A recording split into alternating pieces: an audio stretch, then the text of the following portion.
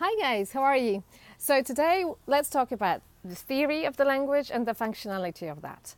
We can learn English in two different ways. We can either focus on the theoretical aspect, which is a description of tenses and description of language and the accents and all the theories that tell us about the language, or we can focus on functionality. So how do we speak the language? How do we use the language to our benefit? How do we use it to have a good conversation, more to the point, to have a flow of the conversation? Because the most important thing in a conversation is the flow. I'm just paying attention to my head behind, making sure that he's behaving himself. So the most important part is the flow of the conversation. So when you are in a conversation with someone, you don't get stuck while trying to choose the right tense. And one of the biggest issues is the fact that when you go to school, most often you are being taught theory. You are being taught, first of all, the description of the tense, so how it looks like, and then how you're supposed to use it and when you're supposed to use it. But it's all a description. It's not actually a functionality, because functionality of the language doesn't allow you the time to be thinking about this description.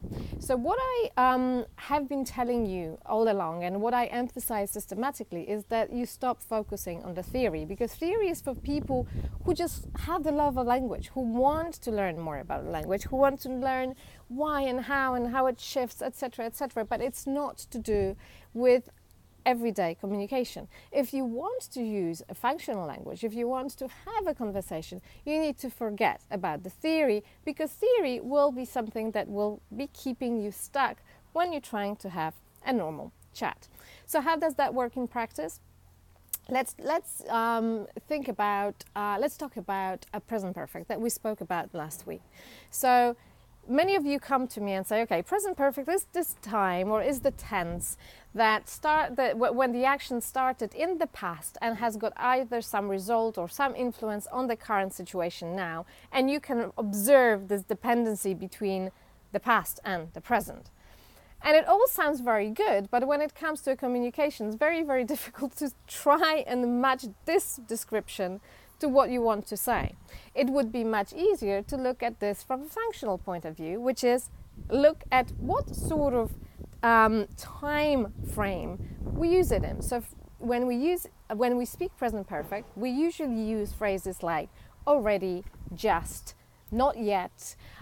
We talk about so far, up to today, or up to now. These are the phrases that you would use with present perfect. So instead of learning the whole theory about the language, the whole theory about the tense itself, what you need to do is to learn a list of 5 or 6 different phrases, time expressions. And always remember that when you use them, you also have to use the present perfect version of the verb. So knowing that you're going to use just, I've just cooked dinner, I've just won a prize.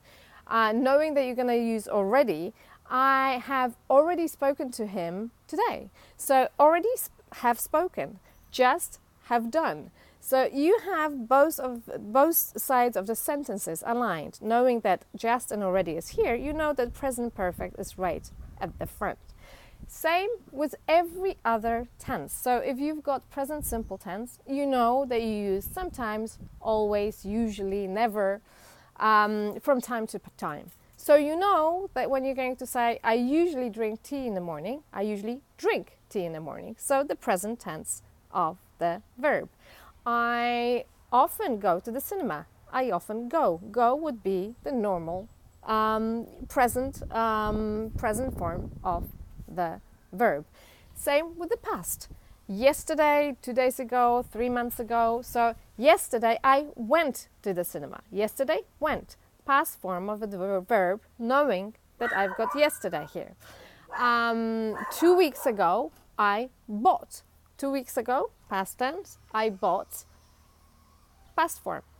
So, and in the future, it's the same. I will speak to him tomorrow, or in 2 days' time, we will visit the Eiffel Tower. Whatever you want to say, if you know that it's tomorrow, next week, next year, you know that will have to be the part of your verb. So do not focus on the theory, because theory is for people who love theory. focus on functionality, because functionality is for you. It's for you to use when you have a conversation. Just choose your words, choose your type of expressions, attach them to the sentences that you use, and you will always speak good and coherent and clear English, and the tenses will always match. So good luck, guys. Take care. Bye.